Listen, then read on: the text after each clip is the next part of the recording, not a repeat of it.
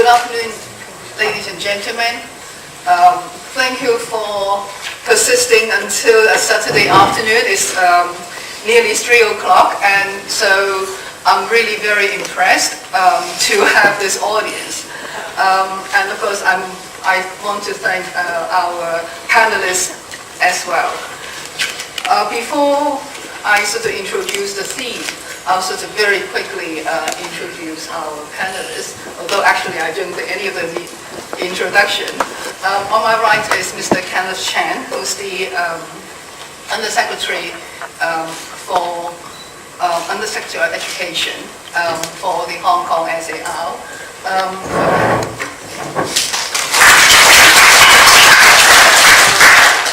Further right is Dr. Barbara Means, who's co-director for the Center for Technology and Learning at the Stanford Research International. And Barbara gave a keynote this morning as well as a workshop on Thursday afternoon.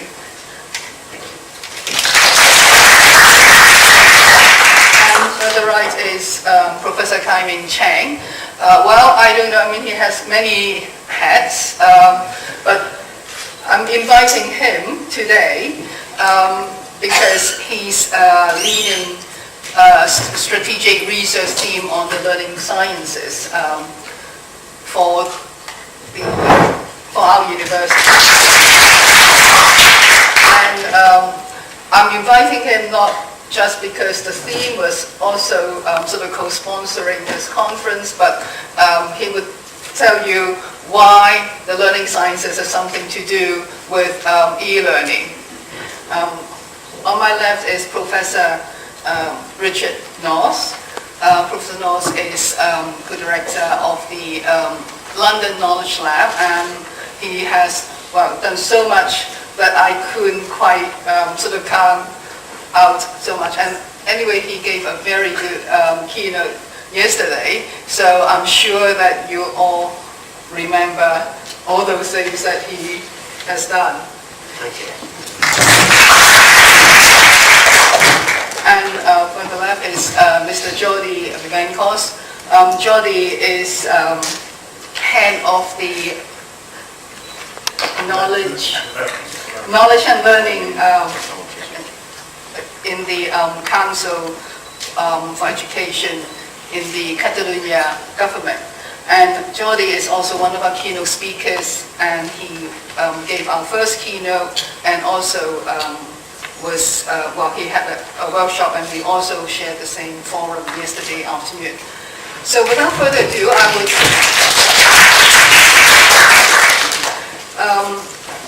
I would like to sort of start off this final panel. First of all, to say, why do we still need to sit here together?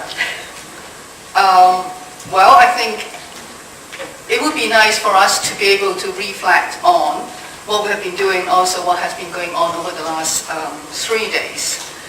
The theme for this conference is e-learning design and design for learning. And what impressed me a lot is that over the last 3 days, there's a strong consensus that has emerged.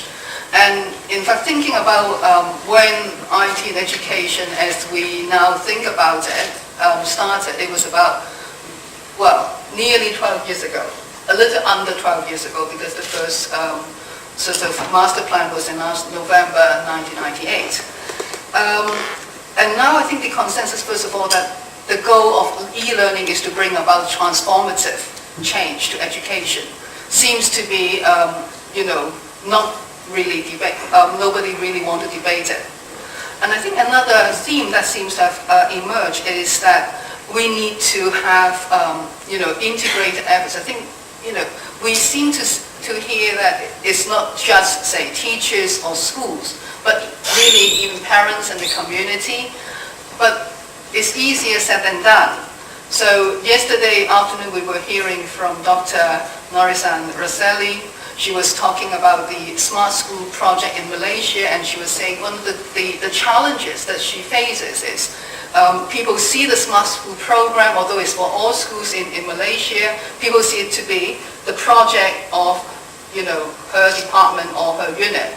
So even other sections within the ministry may not see it as relevant to them. So how do we get change to be a kind of a coherent whole?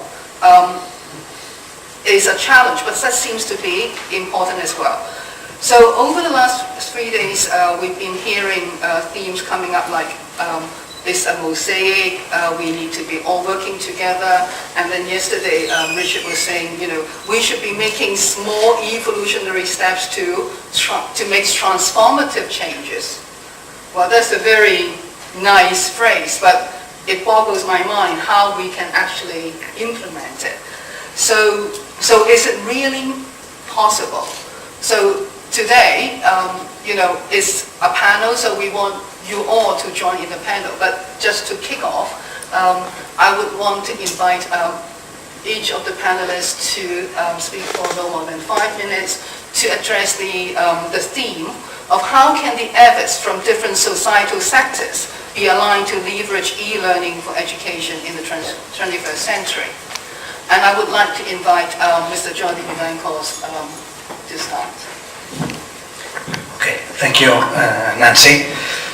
Well, speaking from a Council of Education, I will focus on educational policies. So, as you know, any policy needs several components. One is vision, the other one is leadership, the third could be resources, the fourth planning of the deployment of those resources, and finally I will say that we need time to implement and to adopt this policy.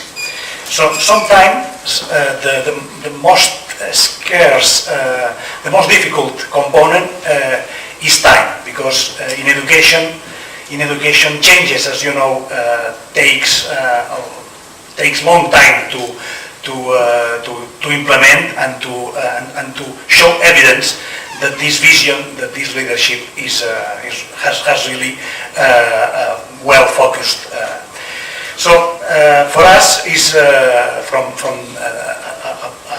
a council perspective, the lack of time is one of the most precious resources, I will say, and is also we look